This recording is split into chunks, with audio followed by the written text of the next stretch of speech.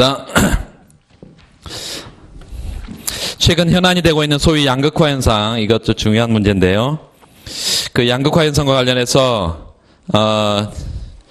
최근의 내용도 굉장히 많은데 일단 예전 문제긴 하지만 내용을 자료를 최근 걸로 가능한 한 좀 넣어봤습니다.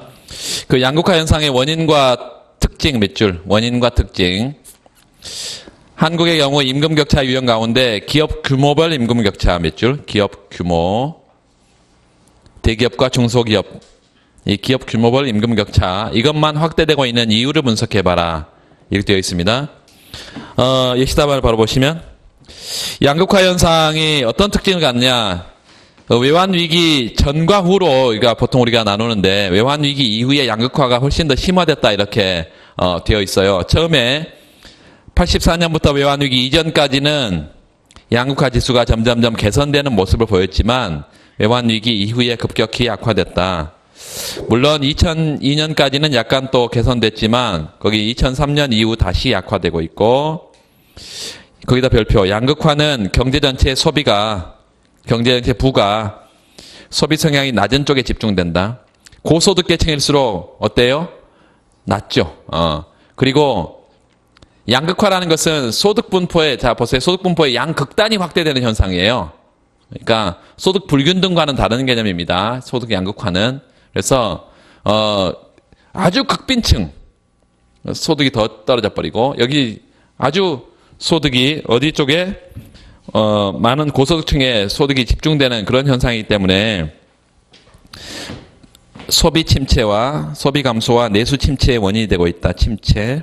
소득 양극화와 함께 소비의 기간 고른 소비를 유지하기 어려운 저소득층, 거기다 몇 줄, 얘네들이 늘어남에 따라서 소비의 변동성도 커지고 있다. 양극화는 기본적으로 내수 침체, 그 다음에 소비 변동성, 이걸 확대시키고 있다. 한국의 경우 그 양극화를 노동력이 그 대기업과 중소기업 간에 자유롭게 이동한다면 이 임금 격차가 크지 않을 거다라는 걸 먼저 써놓고 있어요. 거기 노동력이 부문 간 이동이 자유로운 경우 동그라미. 자유로운 경우. 대기업과 중소기업의 임금 격차가 나타나고 있는데 그거는 거의 간단한 것입니다. 그냥.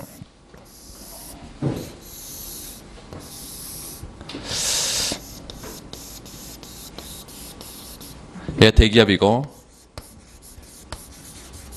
얘 중소기업이면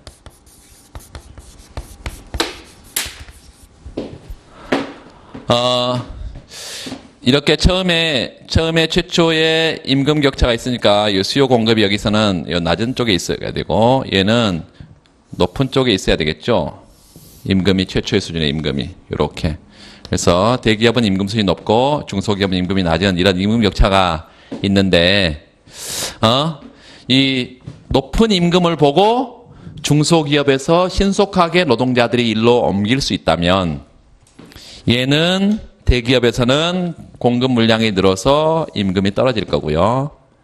얘 중소기업에서는 노동 공급이 줄어서 이렇게 임금이 올라갈 것이어서 결국은 어디로 수렴하겠습니까? 이렇게 시장 균형 임금으로 대기업이든 중소기업이든 임금 격차가 별로 없는 이런 형태로 변해갈 거예요. 그런데 중요한 것은 요 중소기업에서 신속하게 대기업으로 일자리를 옮긴다는 게 불가능하기 때문에, 현실은 불가능하기 때문에 양극화가 해소가 안 된다 이렇게 보는 것입니다. 자, 제일 밑에 왼쪽 단의 제일 밑에 만약 거기 밑줄 중소기업과 대기업 간에 노동력의 이동이 자유롭다면, 임금이 신축적으로 움직인다면 방금 얘기한 대로 두 번째 줄에 대기업의 임금은 떨어지고 중소기업의 임금은 올라가서 임금이 동일해지는 수준까지 계속될 수 있을 거다. 그 다음에 별표를 합시다. 기업 규모별 양극화 현상이 발생하는 이유 첫 번째는요, 방금 얘기했던 부문 간의 노동력 이동이 제한되어 있다. 왜 제한되어 있냐? 노동이 거기 균질적이다, 동질적이다 이런데요. 대기업에 종사하는 노동자들과 중소기업에 종사하는 노동자들이 균질적이지 동질적이지 않다는 거예요. 노동의 생산성이 다르다. 두 번째, 숙련도가 다르다. 균질적이지 않다 이런 얘기죠. 그래서 거기 노동자의 교육 수준 밑줄, 습득 기술 수준의 차이, 이런 게 현실적으로 존재하고 한 세 줄, 네 줄 내려가 보시면 중간쯤에 대기업은 또 첨단 기술 등의 분야에서 고학력 노동자를 필요로 하지만 중소기업에서 기술 수준이 높은 근로자들로 데려오기는 어렵다 이것입니다. 대체되기 어렵다. 두 번째, 그 임금 경직성의 존재, 효율 임금의 동그라미. 효율 임금. 우리가 거시에서 봤지만 숙련 노동자에 대해서는 높은 실질 임금을 주어서 기업이 다른 직장으로 이직하지 못하도록 하는 게 기업의 이윤 국대화에 부합하기 때문에 높은 임금이 제공되고요. 대기업에서. 그래서 그 대기업 부문에서 임금 경직성이 나타난다고 하자. 물론 그 비자발적 실업자가 생기고 얘가 어디로 간다고요? 중소기업으로 이동한다 그랬습니다. 그러면 임금 격차가 확대된다 그랬고, 두 번째는 노동조합의 영향력 밑줄. 이 거시에서는 이걸 어느 쪽에서 봐요? 내부자, 외부자 모형. 거시에서 내부자, 외부자 모형.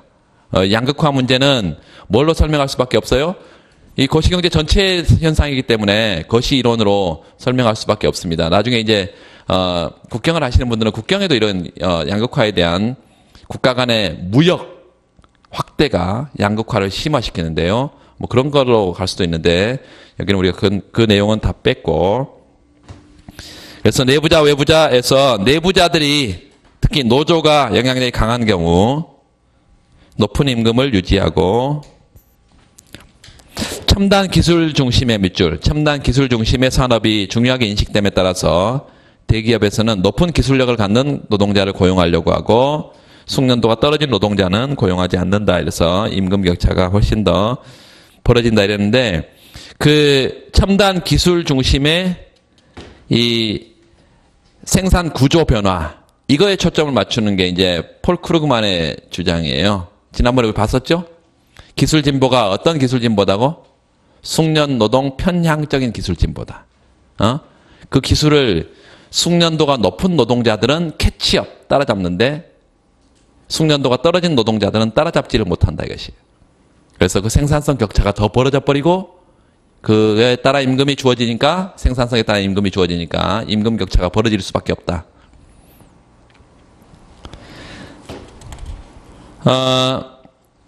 두 번째 그 문제를 보시면 그 문제 좀 고쳐놓아야 될 게 있어서 보겠습니다. 양극화 현상을 완화하기 위해서 재원 마련 방안으로 조세 정책이 시행되는데 수요 함수는 7-0.02Q, 그 총 비용 함수가 주어졌는데요. Q 플러스 0.04Q의 제곱. 여기까지는 맞습니다. 그러면 그거로부터 바로 MC를 구할 수 있겠죠? MC. 그러면 1 플러스 0.08Q가 MC로. 거기 생산량 한 단위에 2원 그랬는데요. 원래는 2원이 아니라 원문에는 1.2원 이렇게 되어 있습니다. 1.2원. 그래서 세금이 부과될 경우에 가격의 인상분, 생산량 감소분 얼마냐. 똑같이 우리가 수요공급선 아니까 조세를 붙였을 때 가격이 어떻게 되는지 아까 우리가 이미 다 해봤잖아요. 그렇게 하시면 되겠습니다. 얼마로 붙인다고? 1.2원을 붙인다고. 그러니까 평행하게 좌상방 이동한다 이렇게 생각하면 되겠어요. 뒤에 체크하면 되고, 2번 설문 보면 모든 사치성 소비재에 대해서, 모든 사치성 소비재는 여러분 사치재는 어떤 특성을 갖는다고요? 소득 탄력도가 1보다 큰 재화라고요. 소득의 변화보다 훨씬 더 소비량의 변화가 민감하게 나타나는 재화예요. 그런데 이런 재화에 대해서 현재 세율 5%에서 인상된 세율을 일괄 적용한다. 일괄이 이건 중요한 거죠. 15%에서 20%로 인상했다. 그러면 재원을 최대한 많이 마련하기 위해서 바람직한 방안이냐, 세수를 가장 크게 늘리기 위해서 바람직한 방안이냐, 이런 것이에요. 조세 수입을 늘리기 위한. 그러니까 조세 수입은 뭐에 영향을 받는다고 아까 얘기했잖아요. 계속 탄력도 영향을 받는다고. 탄력도에. 그래서 그 뒤에 넘어가 보시면 다 맞는데 그 세 번째 줄에 생산자에게 조세가 생산량 단위당 2원이 아니라 1.2원 부과되고요. 그 그래프는 정확하게 1.2원이 올라가게 돼 있는 걸로. MC는 1 플러스 0.08인데 거기 MCT는 2.2 플러스 0.08, 그러니까 1.2원 올라가 있죠.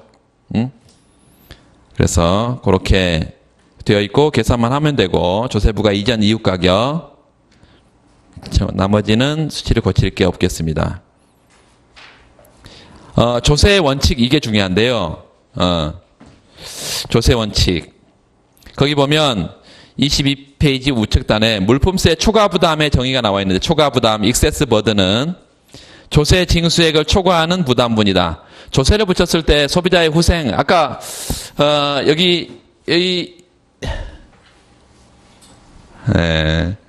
여기 공급 곡선이 좌측가든 수역선이 좌측가든 그 조세 부과 부분 말고 소비자의 후생 감소, 생산자 후생이 추가된 감소되는 부분이 있어 사중 손실이 있었잖아요. 그게 초과 부담이죠. 그게 초과 부담인데 그 조세 증세액을 초과하는 부담분 이거 초과 부담 합을 극소화하는 조세 정책이 필요하다. 그런데 초과 부담의 산식이 거기 그렇게 써놓으세요. 익세스 버든이 뭐의 세율의 제곱이고요. 탄력도에 영향을 받고 PQ 판매 수입에 영향을 받는데 공급이 완전 탄력적일 때 공식입니다. 공급이 완전 탄력적일 때 초과 부담 공식이에요.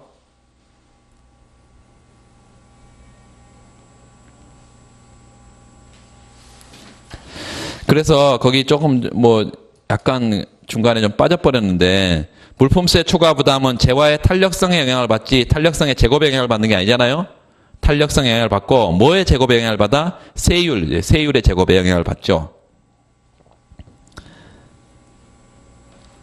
그래서 그 다음에 이제 별표를 해두고 탄력성이 높을수록 밑줄 초과 부담이 커진다는 얘기죠. 그래서 탄력성이 높을수록 조세부가 초과 부담이 더욱 빨리 증가하기 때문에 가능한 한 탄력성이 낮은 상품의 밑줄, 낮은 상품에 높은 조세를 부과하고 탄력성이 높은 상품에 대해서는 낮은 조세를 부과하는 게 바람직하다. 이거 다 아는데 이거 역탄력성 규칙이라는 걸 다 아는데 그 초과 부담 식을 써놓고 얘기하는 것과 그렇지 않은 건 좀 다르죠. 그래서 초과 부담 수식 외우세요. 그 램지 규칙을 보면 램지 규칙에 따르면 재화들의 한계 초과 부담이 일치하는 것이 물품세의 최적 조건이다. 한계 초과 부담에 MEB1이 있고 MEB2가 있는데요. 거기 초과 부담이 같게 세율 T1, T2를 정하면 이게 최적 물품세 조건이라고요. 그 그래프 이해해 두세요. 세율 인상을 일괄적으로 하면 그러면 세수가 느냐 요거 평가 거기다 별표하고 사치제의 경우는 일반적으로 뭐예요? 소득 탄력성에 관한 개념이긴 하지만 가격에도 민감합니다. 사치제가. 그래서 가격 탄력성도 높은 재화라. 그렇다고 해서 모든 사치제가 비슷한 수준의 가격 탄력성을 갖고 있는 건 아닙니다. 그래서 그 밑에 모든 재화의 똑같은 폭의 세율을 인상하는 것보다는 재화의 탄력성에 역비례하도록 밑줄. 탄력성이 높은 재화는 세율을 낮게. 왜? 초과 부담이 작아질 거니까. 탄력성이 낮은 재화는 세율을 높게. 그래서 결국은 그게 물품별 한계 초과 부담을 일치시키는 거. 방금 위에 그 그래프예요. 일치시키도록 하는 게 바람직하다. 따라서 모든 사치제에 대해서 일괄적으로 5% 인상하는 것은 바람직하지 않고 상품별로 탄력성으로 따져봐서 탄력성에 역비례하도록 조세 구조를 설정하는 게 효율성 측면에서 바람직하다. 자, 넘어가겠습니다. 그 다음에 이제 4장을 넘어가서는 조금 한 문제 뒤로 그냥 넘기고 읽어보면 되고, 그 다음에 8번 문제 보시면 이것도 아주 간단한 건데 효용함수에다 밑줄 x의 알파승 y의 1-알파승 CD 함수다. 효용극대화의 소비자의 균형 조건 밑줄 이 조건이 성립하지 않는 경우 효용극대화되지 않는 걸 보여라. 두 번째 xy의 수요함수 밑줄 ICC 도출해봐라. 재화 x의 앵겔 커브 구해라. 이건 다 구했고 수요함수를 구해보지 않았지만 금방 구하면 되고. 3번 보시면 x제 가격이 5,000원이고 y제 가격이 10,000원인데 소득이 밑줄 긋시다. 250만원에서 250만 1원으로 이렇게 미세하게 늘었을 때 소득이 변했을 때 효용 변화분 밑줄. 여러분 효용함수는 여러분 잘 알겠듯이 XY 이런 재화의 소비량으로 효용함수가 표시되잖아요. 그런데 여기는 지금 소득 변화 시 효용이 얼마나 변하냐 이걸 물었어. 이거는 재화의 가격과 소득으로 효용함수가 표시가 돼 있어야 된다는 얘기죠. 그래서 간접 효용함수에 관한 것이다. 간접 효용함수. 대체재 보완제 밑줄 긋고 교차 탄력도를 찾아봐라 이런 얘기고, 정상재 사치재 열등재 소득 탄력도를 찾아봐라 이거고, 여기서 몇 가지 중요한 것들을 좀 하면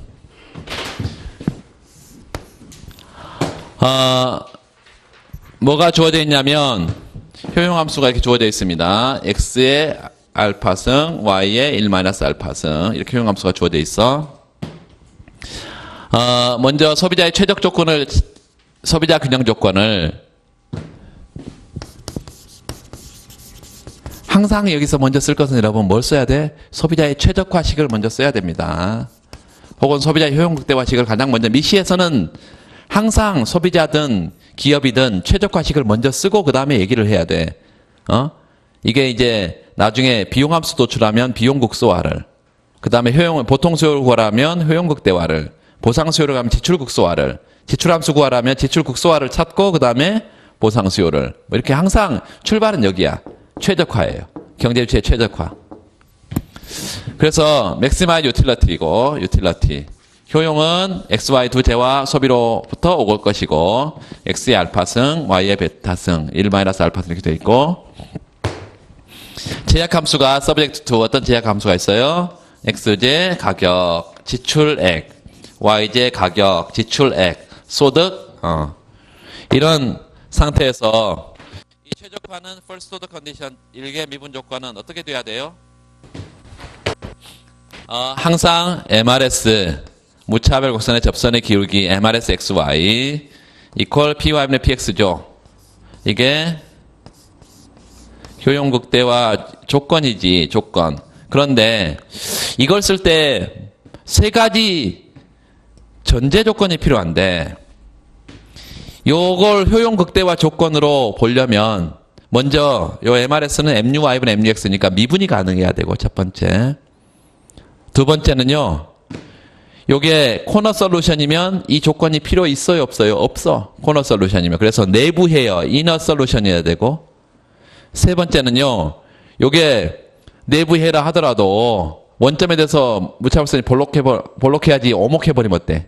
오목하려면 효용 극소화점이 돼버립니다. 그래서 첫 번째는 미분 가능, 두 번째는 내부해, 세 번째 원점에 대해서 볼록한 무차별 곡선. 이 세 가지 조건이 충족돼야 이게 효용극대화의 필요 충분 조건이다 이것이에요. 그런데 뭐는 주어진 CD 함수는, 요 CD 함수는 이 세 가지 조건을 충족시킨다 이것이에요. 그렇기 때문에 이걸 바로 쓸 수가 있다. 자, 첫 번째 요걸 일식하고 제약식을 이식 이렇게 해서, 일식은 어떻게 생겼어요? MRS는, MRS. 요거 이제, 여기서 MRS 뭘 찾으라 했나요? 첫 번째, 효용극대화 조건을 찾으라 했으니까 MRS, 이거 찾아야 되겠죠. MUY분의 MUX.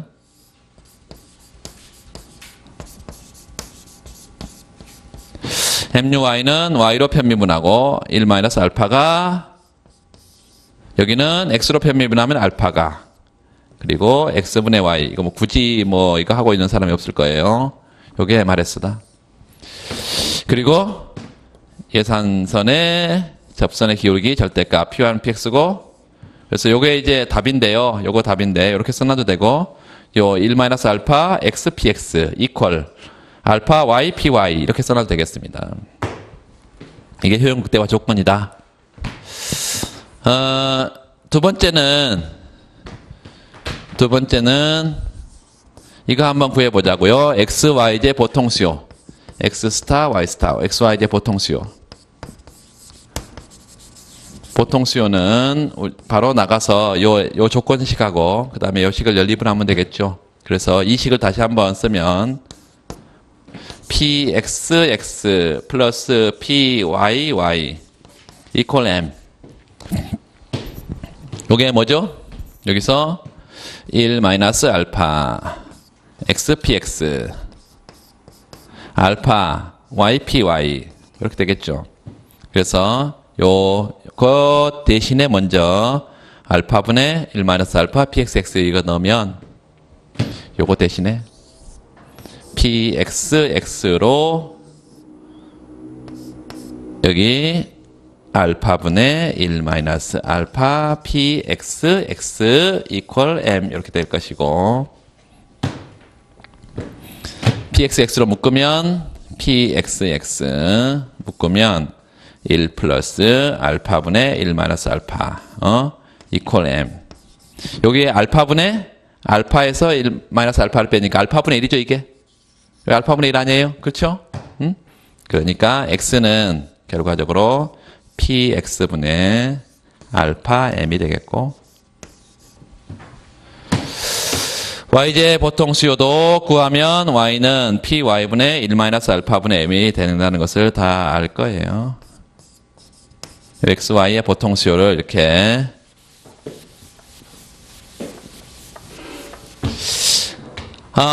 문제 첫 번째는 소비자의 최적화 물었는데요. 그런 것들을 한번 정리를 한번 하면 소비자의 최적화가 달성된 경우, 달성되지 않는 경우 이렇게 물었으니까 XY 두제와 평면에 있고 예산 제약 하에서 무차합선을 가장 바깥쪽으로 밀어낸 상태에서 최초의 이런 점이 A점이 X제, Y제 효용 극대화를 달성하는 예산 제약 하에서 이게 뭐죠? PX분의 M. 이게 뭐예요? PY분의 M. 그때 효용이 I제로 효용을 누리고 있다. X제 소비량이 X제로, Y제 소비량이 Y제로 이렇게 이 상태에서 뭐가 효용 극대화 조건이 MRS하고 뭐가 맞아떨어지고 있어요? PY분의 PX가 맞아떨어진 상태에게 효용 극대화 조건이 달성되고 있는데 만약에 이런 점이라면 예컨대 이런 점 2점 이런 점이라면 효용 극대화가 달성되지 않고 있을 텐데 요렇게 I1의 효용밖에 못 누리고 있을 텐데 이 상태에서 어떻게 효용 극대화를 달성하도록 소비가 조정이 되냐 요거 우리가 보면 여기는 MRS XY 어떤 점에서요? 요 A점에서 이게 조건이 충족이 되고 있는 거예요. 그런데 요 MRS XY 어떤 점이요? 요 E점에서는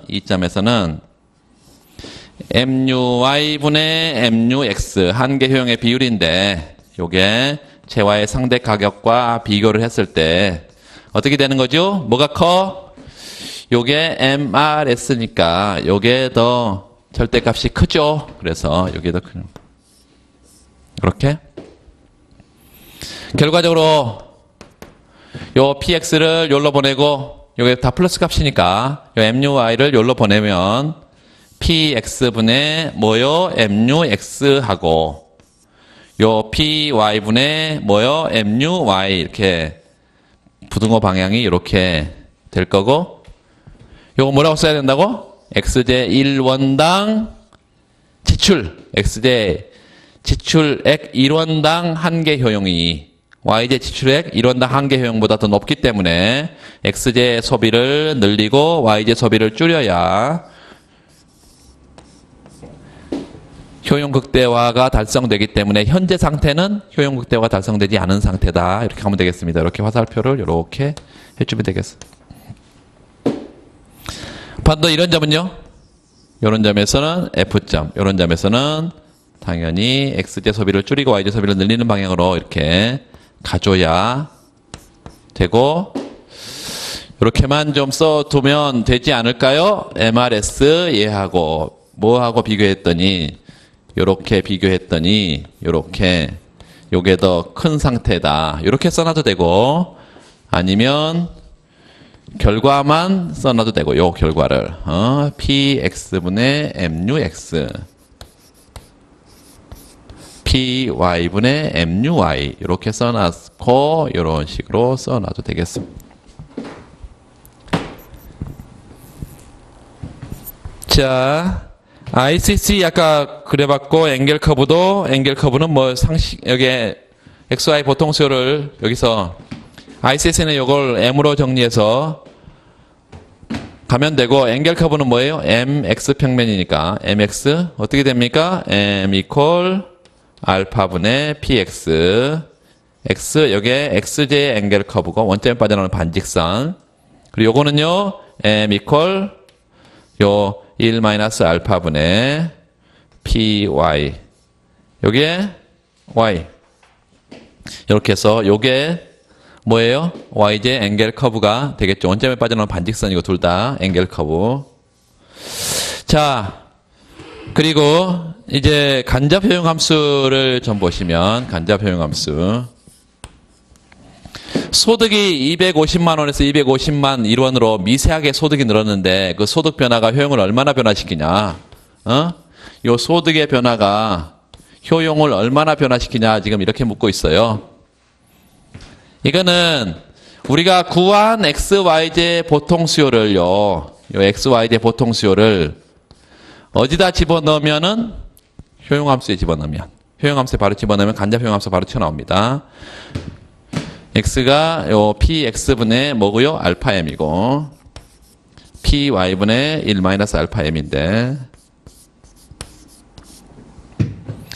요런 효용 극대화의 해를 어디에? 효용함수에 바로 집어넣어버리면 효용함수는 원래 뭘로 생겼는데요? x, y 두 제와 소비량으로 생겼는데 여기다 x의 알파승, y의 1 마이너스 알파승 이게 제와의 소비량으로 되어 있는 이 효용함수를 얘를 집어넣어버리면 뭘로 나오겠어요? xj, yj 소득으로 나오겠죠. 응? 그래서 그때의 효용을 이렇게 쓸 수 있겠죠. x의 알파승이니까 요 px 분의 알파 m의 알파승 여기 py 분의 1 마이너스 알파의 m의 뭐죠? 1 마이너스 알파승 이렇게 요게 뭐예요? 요게 간접 효용함수다. 굳이 쓰면요. 굳이 쓰면 여기가 이제 m의 알파승 여기 m의 1 마이너스 알파승이니까 나머지는 그대로 다 있고 뭐만 튀어나오겠어? m만 튀어나옵니다. 밖으로 m만요.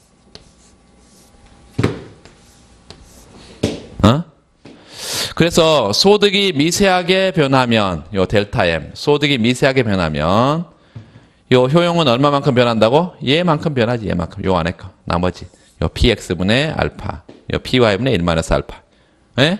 각각의 알파 1 마이너스 알파 승만큼 이해되시죠? 그리고 문제에서 x, yj 가격이 있다가 오면 x, yj 가격을 그냥 집어넣으면 되고 전혀 어려움이 없고요. 마지막에 이게 탄력도가 아까 이미 우리가 봤는데 가격 탄력도는 지금 컵더글라스의 경우는 가격 탄력도는 1이고 소득 탄력도 1이고 교차 탄력도는 0이고 뭐 이랬잖아요. 교차 탄력도가 0이라는 것을 여러분 교차 탄력도가 0이라는 것은 yj 가격이 변했을 때 xj 수요량에 영향을 못 준다는 건데 이걸 대체 효과와 소득 효과로 표현할 수 있을까요? xj 가격이 변했을 때 yj 수요량에 영향을 못 준다는 건데 결과가 못 준다는 거지. 다시 말하면 가격 효과가 제로라는 거지 대체 효과, 소득 효과가 없다는 게 아닙니다. 이해되세요? 그거 한번 우리가 잠깐 생각을 해보면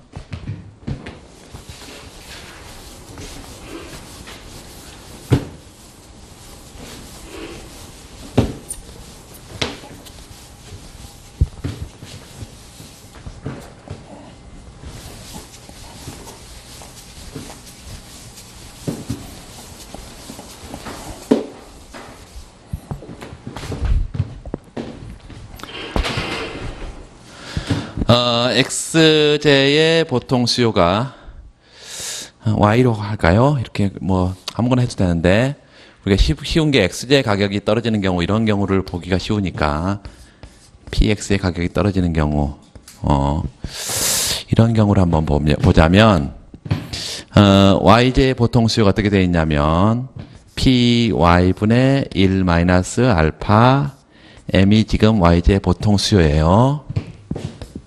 yj의 보통 수요다. 그러면 여기서부터 우리가 알 수 있는 것은 xj 가격이 아무리 변해도 dpx xj 가격이 아무리 변해도 뭐가 yj 수요량에 영향을 받질 않아요. 요렇게 그래서 입실론 요 XY X의 가격 변화에 따른 YJ의 수요량 변화가 없어서 교차 탄력도가 지금 제로라고 이렇게 얘기한단 말이죠.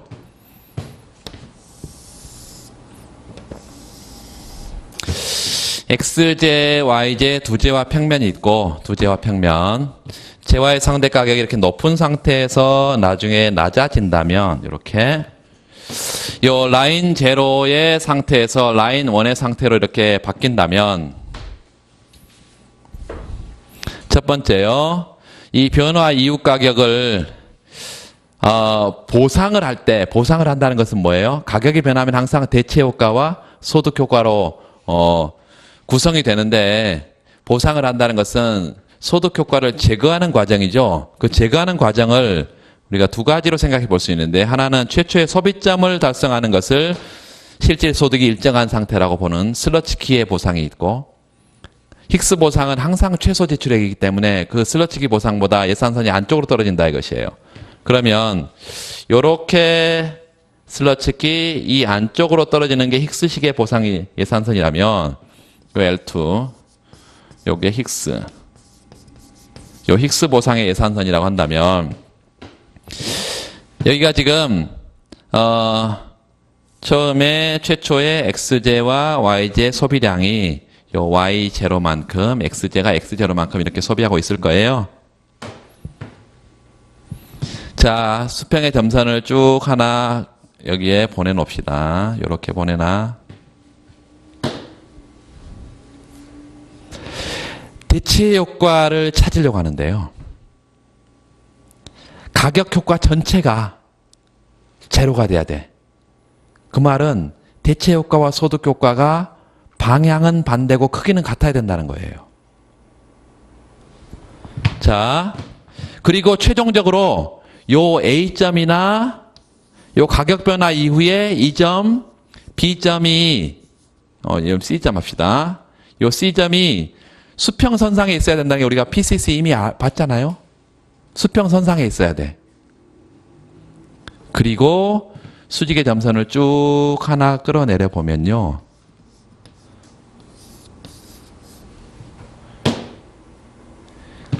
요 점을 지나도록 무차벽선을 만약에 그리면 이게 대체 효과죠. 요 점을 지나도록 이 점과 이 점을 지나도록 요렇게 표시를 하면 요게 대체 효과라고 요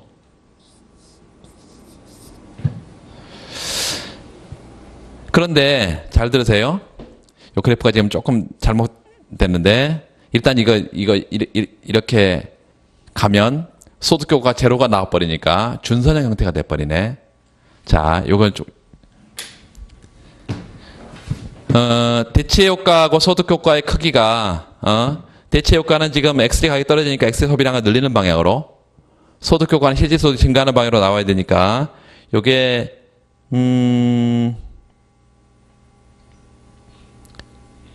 B점이 아니라 요런 점으로 가야 되겠네. 그죠?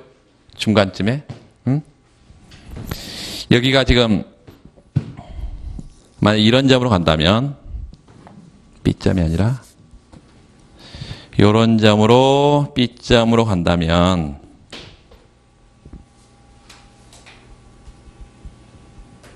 정상제니까 여기가 지금 대체 효과가 이만큼이라면 소득 효과는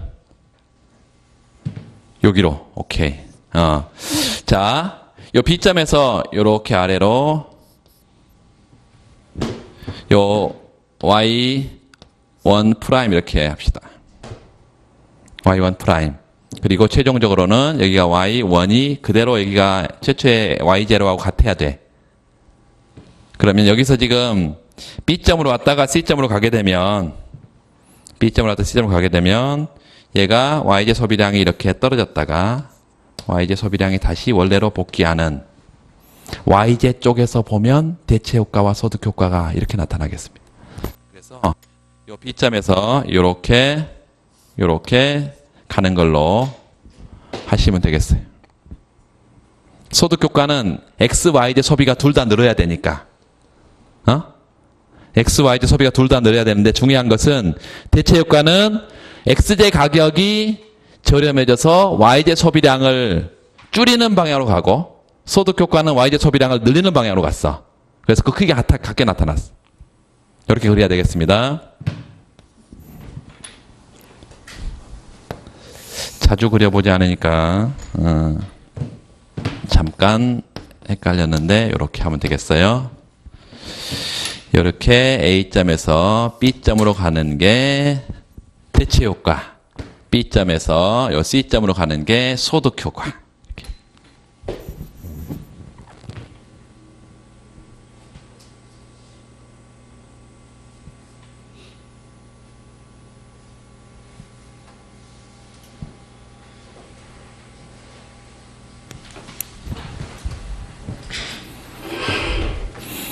요거 나중에 뒤에 가서 그 준선형 효용함수 할 때 한 번 더 비슷한 문제가 또 있습니다. 그래서 그 뒤에 가서 또 하게 될 텐데 중요한 것은 이 교차 탄력도가 제로라고 해서 대체 효과, 소득 효과가 없는 게 아닙니다. 결과적으로 Y제 소비량 영향을 못 준다는 얘기지 대체 효과, 소득 효과가 있어요. 그렇게 하고 넘어가겠습니다. 다음번 9번 문제. 9번 문제 일단 1번 좀 보시면 효용함수가 vx1 플러스 x2 이렇게 되어 주어져 있다. x2는 선형함수인데 bx1이 요게 선형이 아니라고 하면 준선형 효용함수입니다. 소득 확장선과 x1에 대한 엥겔 곡선을 그래프를 이용해서 도출해봐라 이렇게 되어 있네요. 이제 준선형 함수인데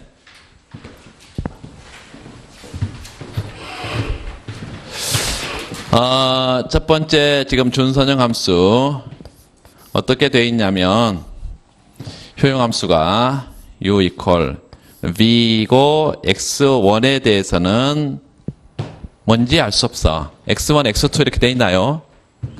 지금 x1, x2 이렇게 돼 있죠. 그래서 x1에 대해서는 이게 선형은 아닌데 어떤 함수인지 모른다. 그래서 x2에 대해서는 선형이고 요게 선형이고 요게 비선형이라고 한다면 코사인 리니어 준선형 함수라는 것이고 우리가 이게 만약에 미분 가능하다고 하면 물론 여기 단서가 사실은 다 줘야 돼. 단서 요 b 프라임 x 요 b 프라임 x1 요게 0보다 크고 두 번 미분했을 때 0보다 작다라는 이런 걸 줘야 됩니다. 그래서 두 번 미분할 때 만약에 상수나 0으로 가버리면 이게 비선형이 아니죠. 그래서 요거 두 번 미분해서 이거는 한계 효용이고요. 한계 효용이 0보다 크다라는 것은 소비자의 그 성질 중에 이 재화의 성질 중에 뭘 의미하나요? 이 재화 소비를 한 단위 늘리면 효용이 증가한다니까. 소비를 늘리면 늘릴수록 효용이 증가해. 이건 단조성을 의미하고요. 단조성을 이렇게 표현해요. 요거는 뭐예요? 두 번 미분했을 때 마이너스 값이다. 한계 효용을 한 번 더 미분해서 마이너스 값이 한계 효용이 체감한다는 거예요. 그러니까 원점에 대해서 볼록한 무차별성이 나오겠지. 선형이 아니지 그러니까. 이런 단서를 사실은 줘야 됩니다. 이렇게 문제를 하려면. 그래서 실제 시험 문제에서는 뭐 이렇게 다 줄 거예요. 엄밀하게. 그 MRS를 구해보면 요 MRS XY 두 재화니까 그냥 MRS X1, X2를 그냥 1, 2 이렇게 하겠습니다. MRS 1, 2. 얘는 MU 뭐분의 MU 2분의 뭐예요? MU 1이죠. 이렇게. MU2는 요 X2로 미분하면 X2가 들어있지 않는 이 상수의 미분값은 제로고요. 그래서 얘는 1이잖아. 지금 분모는 1이에요. 요 1이야. 분자는요. 요거 뭔지는 모르는데 한번 미분은 값이지. 그래서 여기 MRS를 구해보면 V'X입니다. 요게. 자, 요 V'X1은 X1의 소비량이 어디서 결정되냐에 따라서 무차별선의 접선의 기울기가 달라진다는 거예요. 두 번째는 소득 M이라는 변수가 전혀 포함되어 있지 않기 때문에 소득이 아무리 변해도 이 재화 소비량은 변하지 않는다고 두 가지를 얘기할 수 있어요. 여기서 이제 사실은 보통 수요를 구하고 나서 얘기를 해야 되는데 여기 이거하고 뭐가 맞아떨어진 상태에서요? P2분의 P1이 맞아떨어져야 효용 극대화 조건이잖아요. 요게. 그래서 요 V'X하고 뭐가 맞아떨어진 상태? V'X하고 뭐가 맞아떨어진 상태? P2분의 P1이 맞아떨어진 상태. 요 효용 극대화 조건식에서 봤을 때 요거는 뭐죠? 무차별 곡선, 인디퍼런스 커브, 무차별 곡선의 접선의 기울기, 요거의 절대값이 요 V'X인데요. 요게 두 재화의 상대 가격에 영향을 받지, 요 상대 가격에만 영향을 받지, 뭐에 영향을 받지 않아요? 소득 변수에 영향을 받지 않는다. 따라서 소득 효과가 제로인데 어떤 재화의 소득 효과가 제로예요? X 원재의 소득 효과가 제로입니다. X 원재의. 그러면 한 재화의 소득 탄력도가 제로면 다른 재화는 반드시 소득 탄력도가 뭐 해야 돼? 뭐 해야 돼요? 아까 뭐 사치제 그런 거 다 했잖아. 이게 열등제면 사치제나 필수제 해야 된다 그랬잖아요. 근데 0이면 사치제 해야 되지. 다른 재화는. 아까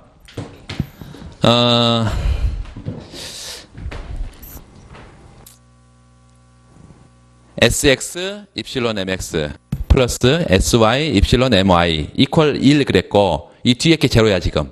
그럼 SX MX가 1이어야 되잖아요.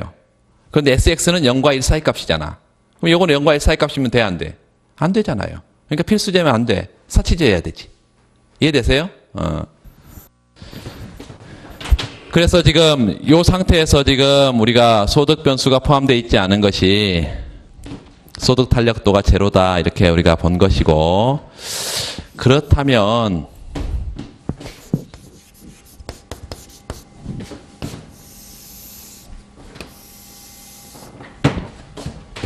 X1 재화와 X2 재화 평면에 이러한 형태로 최초의 예산선이 있다고 합시다. 이 예산선이 요점이 우리가 이렇게 한번 써봐.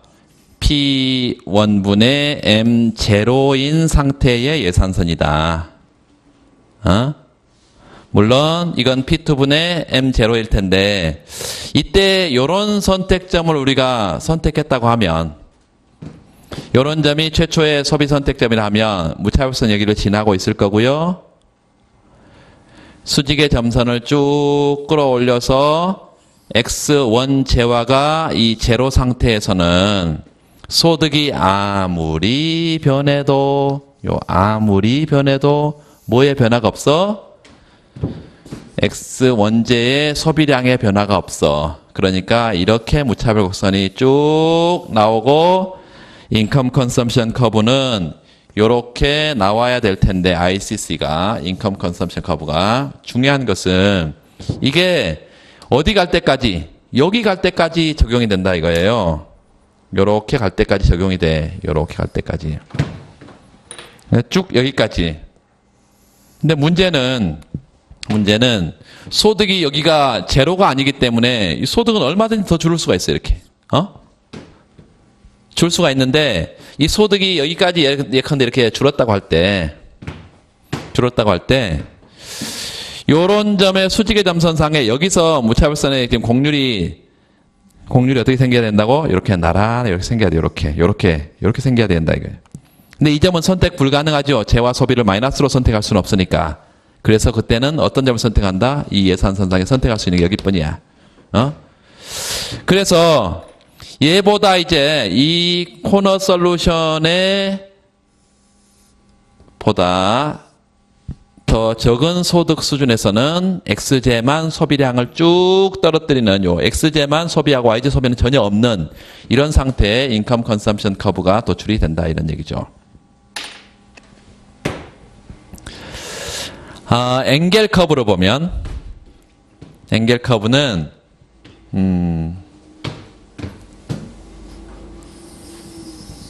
여기까지 와서 그려본 적은 없는데 앵겔 커브는 mx1 이렇게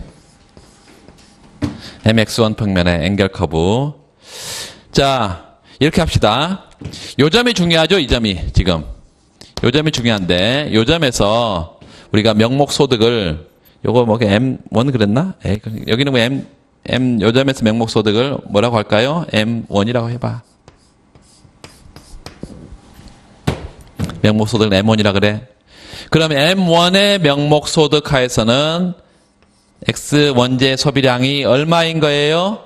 여기 X1 제로, X1 제로 여기요. X1의 제로 수준의 X제 소비량이에요.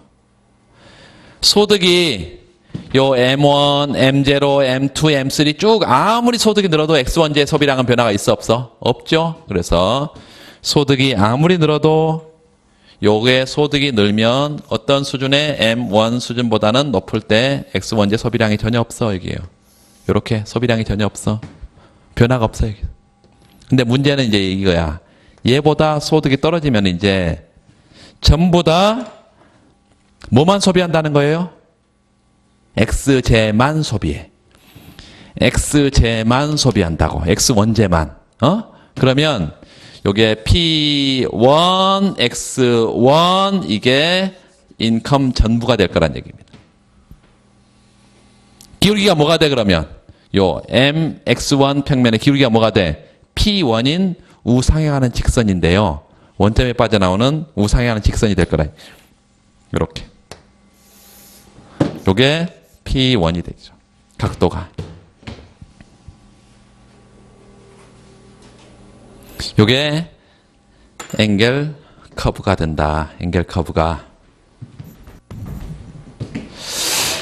자, 그래서 지금 준선형 함수에 대해서 얘기를 좀 했고,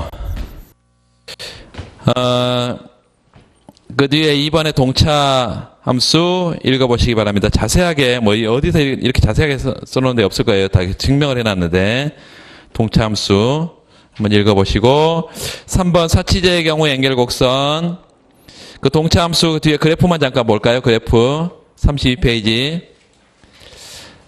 동차 함수 가장 대표적인 예가 그 CD 함수 한번 적어봐요. 일단 CD 함수. CD 콥더글라스 함수는 알파 플러스 베타차 동차 함수다. 그래서 유틸리티 펑션 U 이퀄 AX의 알파 Y의 베타 이렇게 써보세요.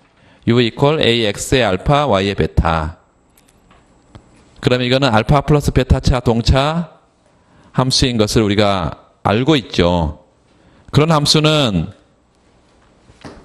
MRS를 구해보면 어떻게 생겼어? MRS 구해보면 거기 X의 알파 Y의 베타 MRS 그거 굳이 꼭 구해봐야 돼? 어떻게 생겼어요? MRS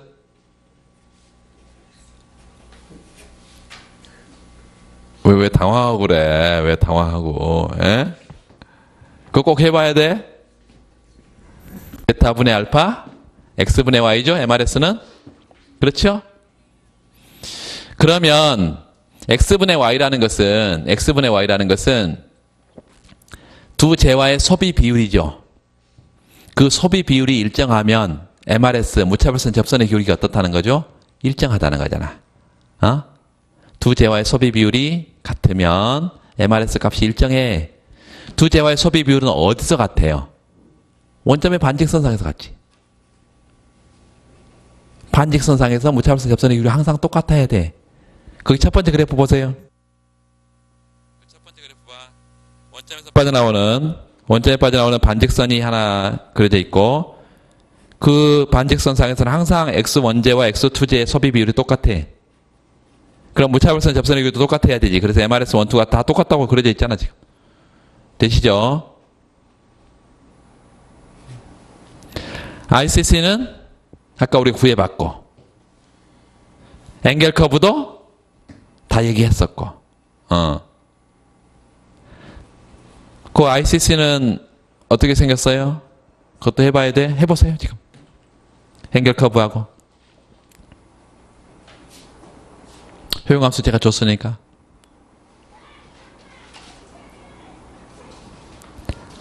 둘 다 보통 수요를 구해야 구할 수 있는 거죠. ICC나 앵겔 커브는.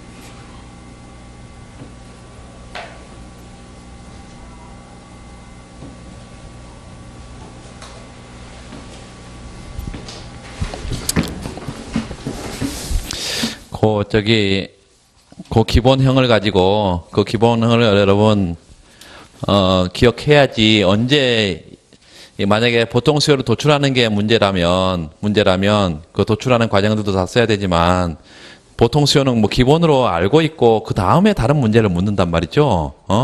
이렇게 단순한 문제가 안 나와. 그냥 보통 수요 도출해 이런 문제 나오겠어요? 절대 안 나오고, 그래서 그거를 우리가 빠른 속도로 보통 수요를 도출하고 그 다음에 나머지 다른 문제를 풀어야 되기 때문에 효용함수가 이렇게 생겼으면 AX의 알파, Y의 베타 이렇게 생겼다면 MRS를 구하면 MRS는 MUY분 MUX니까 첫 번째 MRS를 구하면 요 베타가 분모에 있고 알파는 분자에 그리고 X분의 Y 이렇게 될 것이고 요게 재화의 상대가격과 일치하게 되면 효용극대화 조건이 되고 예산 제약선과 연립을 해서 PXX, PYY equal M 요 두 식을 연립을 해서 보통 수요를 찾잖아요. 자, 이렇게 하면 XPX, YPY 이렇게 해서 요 YPY 대신에 뭘 집어넣으면 돼? XPX를 집어넣으면 되니까 뭐야 이거? 요게 빠졌네. 베타, 요 베타 이렇게 알파 이렇게 그래서 PX, X, PYY 대신에 뭐 하면 돼요? 요 PYY 대신에 알파분의 베타, PXX 이렇게요. 알파분의 베타, PXX 이렇게 쓸 수가 있겠고 equal M PXX로 묶어서 X로 정리하면 X는 물론 PX가 분모에 항상 수요의 법칙이 적용될 테니까 그리고 1 플러스 알파분의 베타가 이렇게 되겠죠. 요게 X제의 보통 수요고 요거 기억을 해야 된다는 얘기예요. YJ 보통 수요는 요 PY가 물론 갈 것이고 YJ 가격이 상승하면 수요량이 감소하는 이렇게 수요 법칙 분자는 물론 M이고 요거 이것만 뒤집어집니다. 알파분의 베타가 아니라 이게 베타분의 알파 이것만 이거 기억하는 거는 뭐 아무것도 아니야. 그래서 만약에 예를 들어서 이게 X의 0.5승 Y의 0.5승 그러면 요게 같으니까 요 분모 분자가 같은 것 나오면 항상 EPY분의 M, 요 EPX분의 M 뭐 이런 것이고 분모 분자가 다르면 0.3, 0.7 그러면 여기다 집어넣으면 되죠. 그대로 그래서 보통 수요를 바로 찾고 우리의 관심사는 만약에 ICC라고 하면 요 인컴 컨섬션 커브 그러면 요 M으로 목 상태도 안 좋은데 얘 왔다 갔다 해 자꾸 말 안 죄송해요. 요 M으로 정리하면 요 PXX 1 플러스 알파분의 베타 이거하고 그 다음에 PYY 요 PYY 1 플러스 베타분의 알파 이렇게 해서 이게 사실은 알파분의 알파 베타 알파분의 알파 플러스 베타 여기는 베타분의 알파 플러스 베타 이렇게 하니까 알파 플러스 베타가 사라지고 중간에 아주 간단한 형태로 나올 거예요. ICC가 그 다음에 앵겔 커브는 요 m x 평면에 요게 기울기죠, 요거. 되죠? 그래서 이걸로 보내버리면 요거 뒤집어진 게 기울기니까, 그래서 앵글 커브도 다 구할 수 있고, 이렇게 전혀, 어려움이 없을 거예요.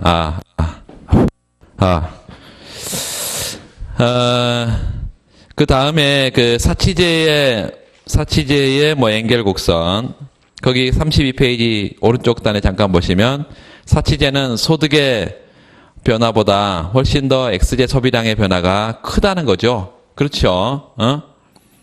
그래서 거기 그 소득이 델타 M만큼 증가할 때 X제 소비량이 똑같은 퍼센트지만큼 증가한다면 그게 예를 들어서 원점에서 반직선이야.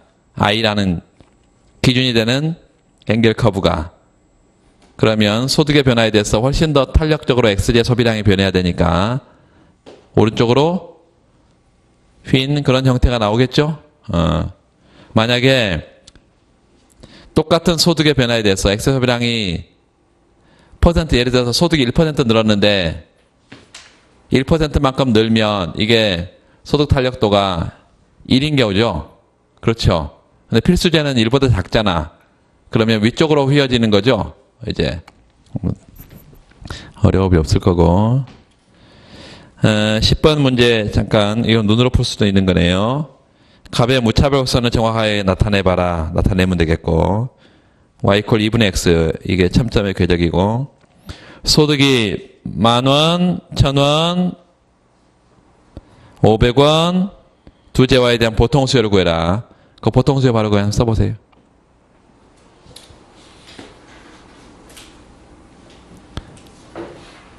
하나의 조건은 y = 2분의 x고, 이걸 어디다 집어넣으면, 예산선에 집어넣으면, 뭐, 레온티에프형 효용함수라고 해가지고, 예산 제약하에서 무차별선을 가장 바깥쪽으로 밀어낸 이 효용 극대화의 그 의미가 뭐 달라지는 건 전혀 아니잖아요. 그래서, 바로 찾을 수 있을 것이고, 이거 찾는 방법을, 그 수치를 그냥 예산선에 집어넣어서 하지 말고 여러분 일반형을 구하고 그 다음에 찾으세요.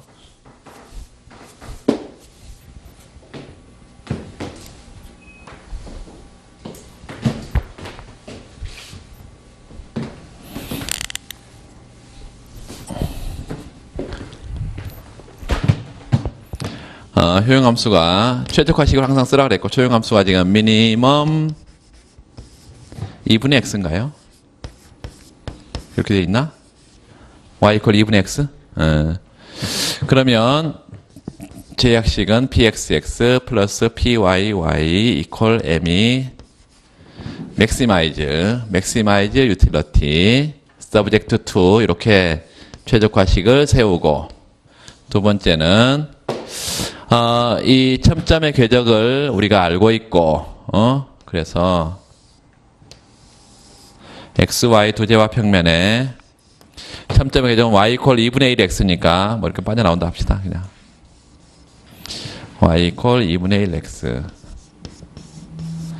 처음에 예산선이 하나 있고 이렇게 L자형의 무차별선이 있을 것이고, 보통 수요를 우리가 찾으라고 하는 것인데, 이 보통 수요를, 효용 극대화의 해를,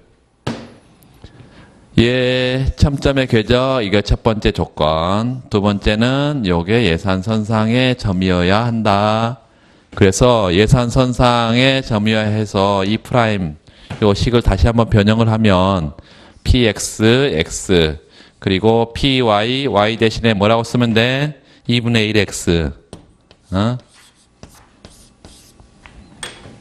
equal m. 이렇게 해서 x로 묶었더니 어떻게 됩니까? 분모가 px, 분자는 2분의 1, py 분의 m 이렇게 되겠죠. 그래서 전체에다가 다 2를 곱하면 2px 플러스 py분의 2m 뭐 이런 식으로 x제의 보통 수요가 될 것이고, y제의 보통 수요는 어떻게 구해요? 여기다 집어넣으면 되지. xj 보통수에다가. 그래서 분모에다 2를 곱한 거니까 여기다 2를 곱해서 2px 플러스 py m이래요. 그렇죠? 그래서 보통수요를 이렇게 찾았어요. 이렇게 찾고 나서 xj 가격이 얼마? xj 가격이 1,000원, 500원 여기 1,000원, 여기 500원, 여기 m 만원 뭐 이렇게 집어넣으면 보통수요가 다 나올 것이고, 그 다음에 소득 일정할 때 xj 가격이 하락하는 경우, xj가 하락하는 경우 가격 소비 곡선을 그려라. 가격 소비 곡선을 xj 가격이 하락하는 경우, 이렇게 가격이 떨어지는 경우 선택점이 이런 점이 되겠죠. 이런 점, 이런 점. 그래서 이렇게 무차별선을 그려볼 수가 있겠고, 엥겔 커브, 인컴 컨섬션 커브는 뭐하고 똑같다? 이 참점의 궤적과 똑같다. ICC. 두 번째, 엥겔 커브는, xj 엥겔 커브는 소득의 변함에 따라서 재화의 소비량이 어떻게 변해가냐 이거니까요. 이걸로 나누면 되겠죠. 그래서 원점에 빠져나오는 반직선이겠다. 요거의 기울기를 갖는 m으로 정리하면, m으로 정리했을 때 뭐죠? px 플러스 2분의 1 py 이렇게 원점에 빠져나오는 이 기울기에 반직선이 될 것이고, 뭐 이런 것들은 뭐 굳이 안 해도 되겠습니다. 뒤에 넘어가 보시면 11번 문제, 11번 문제를 좀 보고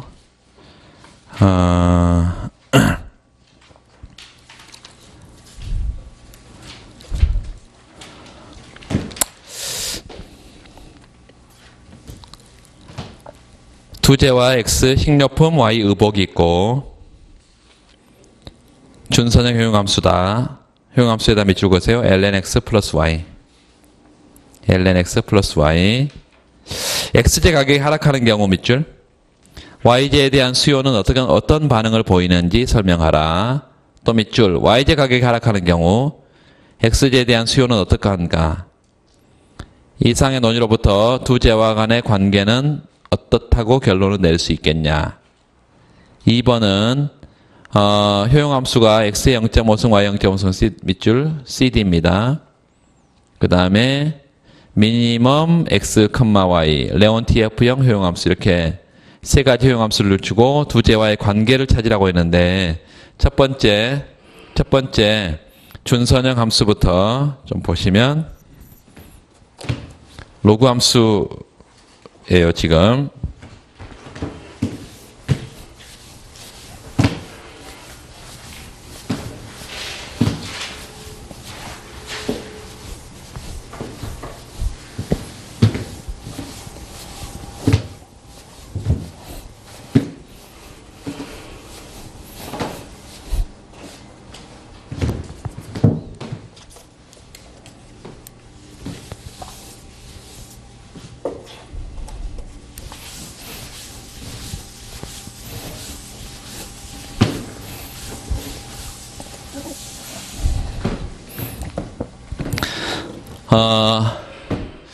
먼저 첫 번째 뭘 묻고 있냐면, xj 가격이 변했나요? yj 가격이 변했나요?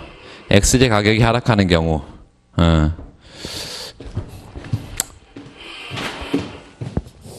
xj 가격이 변했을 때 yj 수요량이 증가하냐 감소하냐 뭐 변화 없냐, 지금 이거 물었어요. 요거.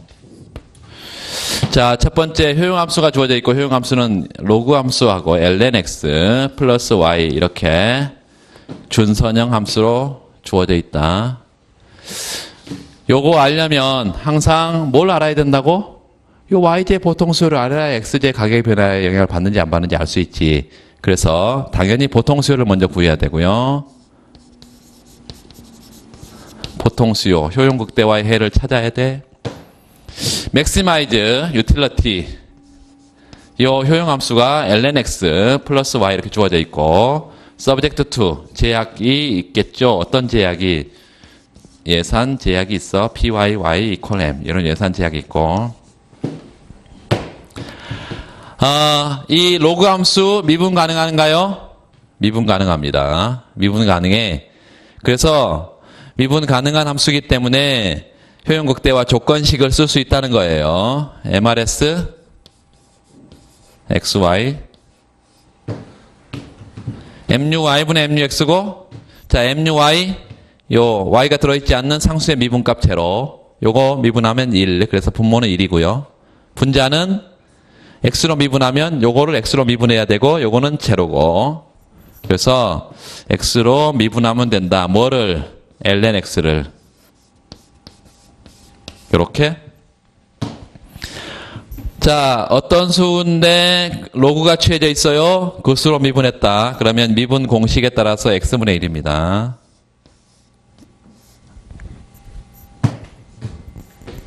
미분 공식이에요, 이거는. 네. x분의 1이고, 얘와 뭐가 맞아떨어져야지? py분의 px가 맞아떨어져야지 효용극대화가 달성되고, 이게 효용극대화 조건 첫 번째. 여러분, 어떤 사람은 이거, 보통수 찾아라 그러면, 이거 x로 구해가지고, x는 px분의 py, 이거 x의 보통수요. 이렇게 쓰면 틀립니다. 왜냐면, 이 예산 제약하에서 효용극대화, 이 보통수를 찾을 때는 두 무차별선과 예산선의 접선의 기울기가 맞아떨어진 것도 있지만, 이게 예산선상의 점유하는 두 번째 조건을 충족시켜야 돼. 그래서 여기서 x를 찾아서 여기 집어넣어가지고, 한 번 더 찾아야 됩니다. 자, 보면 이 식을 다시 쓸 수 있어요. 어떻게? 일식을 대입해서 1, 2식을 연립하면 이 식은 px 요 x를 구했어. x를 뭐예요? 요 x분의 px분의 py죠. 그래서 요 px분의 py 이렇게 집어넣을 수 있고요. 플러스 pyy 이퀄 m이지. 요렇게 소거가 될 것이고, py로 묶으면 1 플러스 y로, 나머지는 y는 뭘로 나누고 py로 나누어질 것이고, 1 플러스 y니까 오른쪽으로 보내서 마이너스 1이 되겠습니다.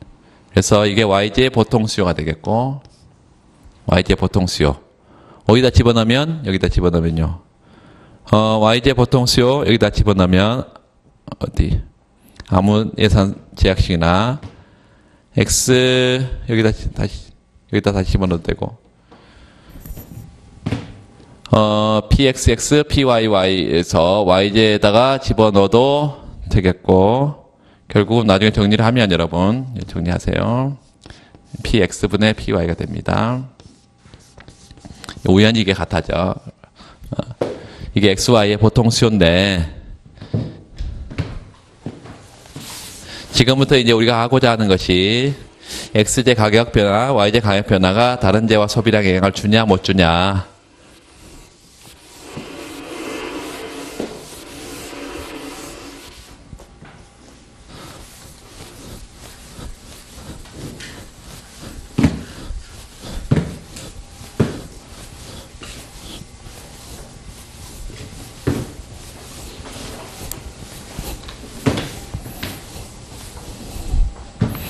자, 봅시다.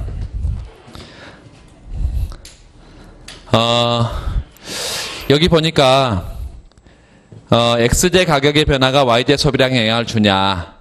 y제 소비량 여기죠? x제 가격의 변화가 y제 소비량에 영향을 줘요, 안 줘요? 안 주죠. 결과적으로 지금 우리가 알 수 있듯이 px분의 dy는 제로라는 것을 알 수 있어요. 여기는요,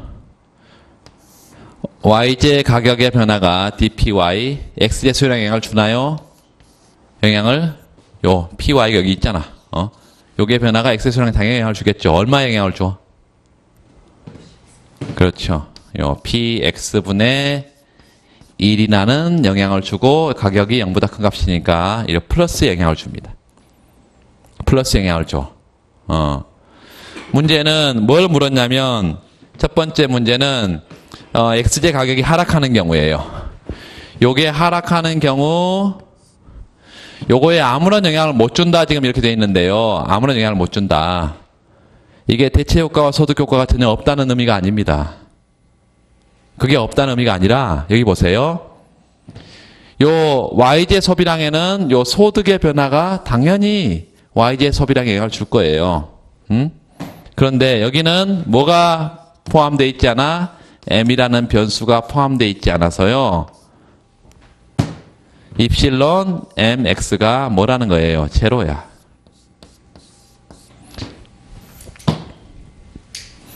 소득 효과가 얘는 없어. 그래서 대체 효과가 있다는 것입니다. 이게 가격 효과로 나타난 거야. 여기서는 YJ 가격이 변하면 얘는 어때야 돼? 이게 0보다 커야 되니까 변화 방향이 같아야 되죠. YJ 가격이 변하면 X의 소비량은 반드시 감소해야 됩니다. 그러니까 여기서는 YJ 가격이 하락했을 때 당연히 수의 법칙에 따라서 YJ 소비량은 증가할 텐데 그 과정에서 XJ 소비량은 감소하고 있어. 그러면 이 관계가 두 제와 관계가 서로 대체 관계일 거라는 얘기예요. 대체 관계. 얘는요. X의 가격 변에서는 YJ 소비량에 전혀 영향을 못 주니까 얘는 독립관계라는 거지. 이렇게 어떤 재와 가격의 변화에 따라서 다른 재와 소비량에 영향을 줄 수도 있고 주지 않을 수도 있다 이것입니다. 이렇게. 좀 구체적으로 좀 보면 첫 번째는 요거부터 먼저 볼까요? XJ 가격이 변했을 때 YJ 소비량에 영향을 못 주는 거. X, Y 두 제와 평면이에요. 처음에 JY 상대 가격이 가파른 완만한. 왜냐하면 얘가 PX가 떨어진 거를 예로 들고 있으니까 지금. 최초 예산선이 L0, 새로운 예산선은 L1 이렇게 되어 있습니다. 슬러츠키 힉스 보상을 하자. 최초의 소비 선택점을 하나 찍고 이 변화 어떤 예산선?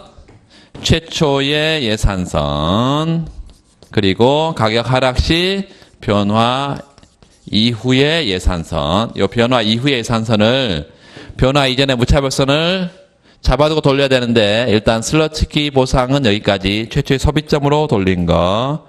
힉스 보상은 안쪽으로 떨어진다 그랬습니다. 이렇게 떨어져. 요 L2의 이게 힉스식의 보상이야. 이 힉스 보상 예산선이야. 잘 들으세요. XJ 가격이 변하면 YJ 소비량의 변화가 없어야 되니까 이렇게 수평의 점선을 쭉 보내서 결론적으로 어디 와야 된다고요? 여기 와야 돼.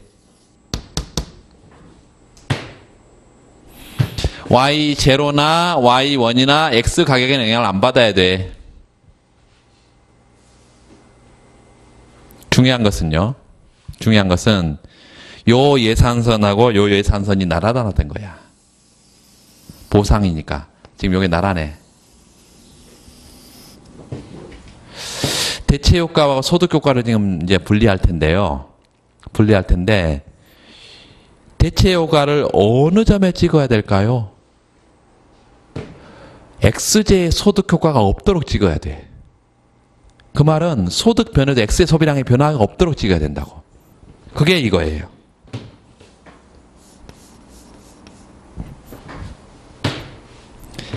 이 예산선에서 예산선으로 나갈 때 소득이 늘었을 때 X의 소비량의 변화가 없어야 돼. 그러니까 이런 점이 대체 효과가 돼야 되고 최종점은 이 점이 된대요. 요렇게. 응?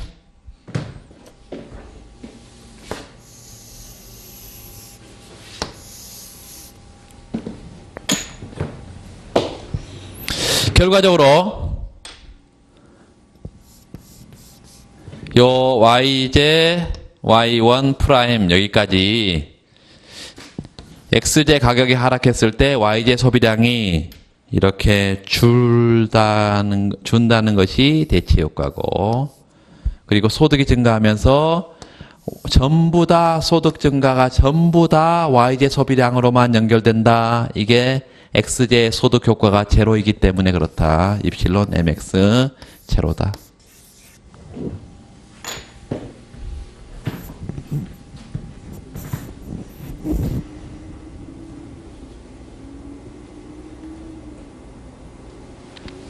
되시죠? 그래프를 잘 그려야 됩니다. 그래프 이거 거의 그래프가 여기 요 부분에 그래프가 좀 고쳐 놓으세요. 잘못 나왔어. 왼쪽에 그래프 요 B점이 어디에 있어야 된다고? 여기요. 강의 안에 B점 좀 고쳐 주세요. 여기 어디에 있어야 된다고? 대체 효과만 있고 요 소득 효과는 요 위로 올라가는 이렇게 그려야 됩니다.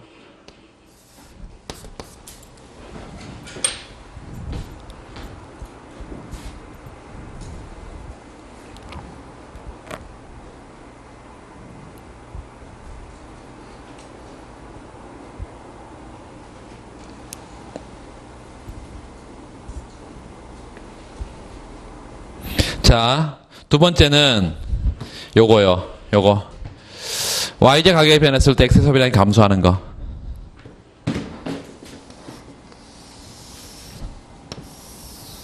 X, Y 두 제와 평면이 있고 YJ 가격이 떨어지니까요. 이렇게 좀 완만한 걸 가파른 걸로 했다가 완만하게 이렇게 완만하게 여기가 지금 요 점을 중심으로 이게 px분의 m이 되고 px분의 m 이게 최초의 예산선이고 최초의 그리고 변화 이후의 예산선이고 이렇게 되죠. 변화 이후의 예산선.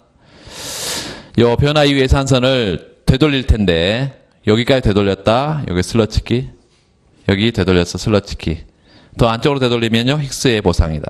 안쪽으로 이렇게 되돌렸다.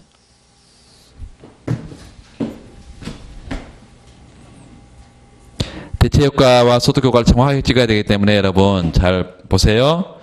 자, 최초의 소비점이 이 점이야. 요런 점. 대체 효과를 반영한 선택점이 예컨대 이런 점이다. 그러면 XJ 소비량은 요만큼 줄겠어요. 요만큼 줄어. X0에서 X1으로. 또 뭔 얘기를 할 수 있어? 이 예산선과 이 예산선은 나란하다. 소득만 변했지 상대 가격은 변하지 않고 있다. 그래서 XJ 소비량은 변해야 된다, 안 변해야 된다? 안 변해야 된다. 안 변해야 돼. 수직의 점선상이 있어요. 이런 점이 C점이 돼야 돼. 응? 그래서 이렇게 최초의 A, B를 연결하는 이런 무차별선이 그리고 C점을 연결하는 무차별선이 이렇게 그려져야 된다. 자, XJ 가격이 하락했더니 결과적으로 어떻게 된 거야? 이렇게 XJ 소비량이 죽은 것입니다. YJ 가격이 하락했을 때 X 소비량이 줄었어. 그러니까 지금 제가 아까도 CD도 강조를 했지만 이 교차 탄력도가 제로라고 해가지고 이 가격 변화가 전혀 영향을 못 주는 게 아니에요. 대체 효과, 소득 효과가 크기가 이게 달라지기 때문에 영향을 줄 수도 있다 이것이에요. 그 구체적으로 대체 효과, 소득 효과의 크기를 그렇게 분리해서 설명을 할 수가 있다는 것입니다. 37페이지 오른쪽 그래프는 정확하게 지금 나와 있고요. 거기 B점에서 C점으로 화살표를 하고 입실론 MX가 제로, 소득 탄력도가 제로라는 거예요.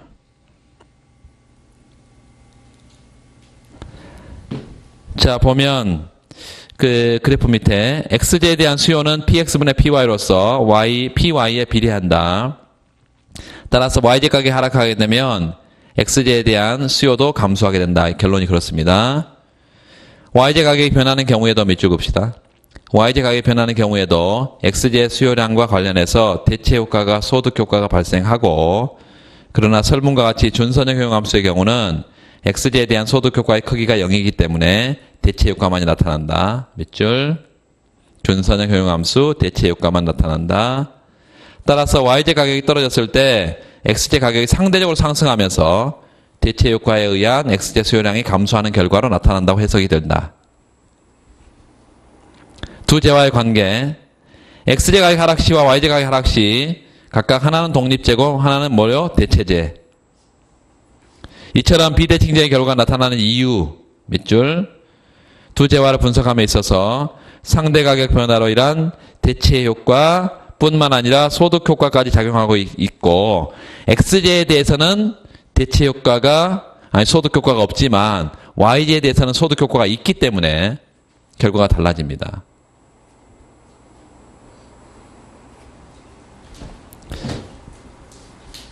자, 거기까지 했고, 그 다음에 CD 함수, 레온티에프 효용 함수 우리가 다 이미 다 봤는데, CD 함수는 아까 그래프를 그렸잖아요. CD 함수. 그러니까 X제, Y제 보통수에 뭐가 없어? X제 보통수에는 PY가 없고 Y제 보통수에는 PX가 없어. 그러니까 PX, PY가 변해도 다른 제와 소비량 영향을 못 주니까 교차 탄력도가 제로라 했잖아요. 그 제로를 아까 어떻게 표현했어? 대체 효과와 소득 효과가 작용을 반대 방향으로 작용을 해서 서로 상쇄됐기 때문에 제로라 이렇게 얘기했어요. 여기 그 레온티에프의 효용함수는 효용함수가 지금 x, y 이렇게 돼 있네. 그 효용함수만 잠깐 보고.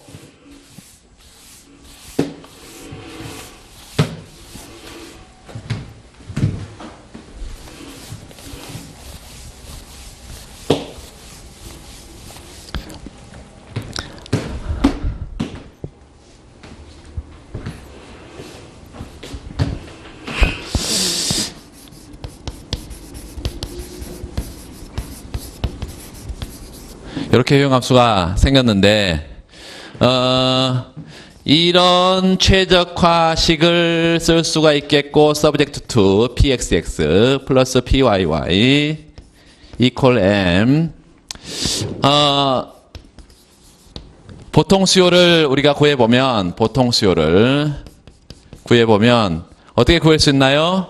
여기 지금 y equal x 하고 그 다음에 이게 pxx, pyx equal m 이렇게 하면 xy 보통 수요는 x equal px 플러스 py분의 m, y도 px 플러스 py분의 m 이렇게 나올 거 아니에요? 그 정도 다 알 것이고 x제 보통 수요와 y제 보통 수요가 이렇게 나와 px 플러스 py분의 m 이렇게 나와요. 이게 보통 수요야. 그러면 우리의 관심사는 이거야. dpx분의 dy가 어떻고 dpy분의 dx가 어떠냐 이거 지금 알고 싶잖아요. 그래야 교차 탄력도가 0보다 크냐 작냐 이렇게 얘기할 수 있지. 왜냐하면 입실론 yx는 y제 가격 변화에 따른 요 dpy y제 가격이 1% 변했을 때 x의 소비량이 요 x분의 py 이게 교차 탄력도잖아요. 이 교차 탄력도를 알려면 뭘 알아야 돼? 이걸 알아야지. 요걸 알아야지. 그래야 이게 0보다 클지 작을지 0일지 알 수 있지. 그래서 요걸 알아야 돼. 지금요. dpx분의 dy x제 가격이 변했을 때 y제 소비량이 반응을 하냐, 어떤 반응을 하냐, 증가하냐, 감소하냐, 변화 없냐 이거 알아야 되잖아요. 그래서 요거를 요 y제 보통 수요를 뭘로 미분해? 요 y제 보통 수요를 뭘로 미분해요? 요 px로 미분해. 요걸로 미분해. 그런데 중요한 것은 요게 곱이 아니고 요 px 가격이 변하면 y제 소비량이 변하게 돼 있죠, 지금. 그 y제 소비량의 변화와 요 py는 또 서로 영향을 주고 받을 거 아니에요? 그래서 요 전체를 뭘로? 전체를 다른 변수로 치환을 해서 요걸 하나의 덩어리로 여러분 하나의 덩어리로 미분을 해야 된다는 것입니다. 그러면 이게 어떻게 생겼어? y equal ma의 마이너스 1승 이렇게 되어 있는 거잖아요, 지금. 미분 어떻게 해요? 지수가 앞으로 튀어나와서 마이너스 ma의 마이너스 2승 이렇게 되겠지. 그러면 a의 제곱분의 1인가요? 이렇게. 자, 이거 미분 어떻게 한다고? 앞에 요 마이너스가 앞으로 튀어나와. 그리고 요거 A의 제곱이야. PX 플러스 PY 요거의 제곱이라고 이렇게. 그리고 분자는 M이고. 요게 미분한 거예요. Y를 X로 PX로 미분한 거야. 그런데 요건 다 0보다 큰 상수값인데 얘가 마이너스네. 그래서 어떤 가격 소득 수준에서도 이게 마이너스 값이. 요게 둘 다 플러스 값이죠. 그런데 요게 마이너스 값이야. 그래서 요게 마이너스라는 거죠. 이렇게.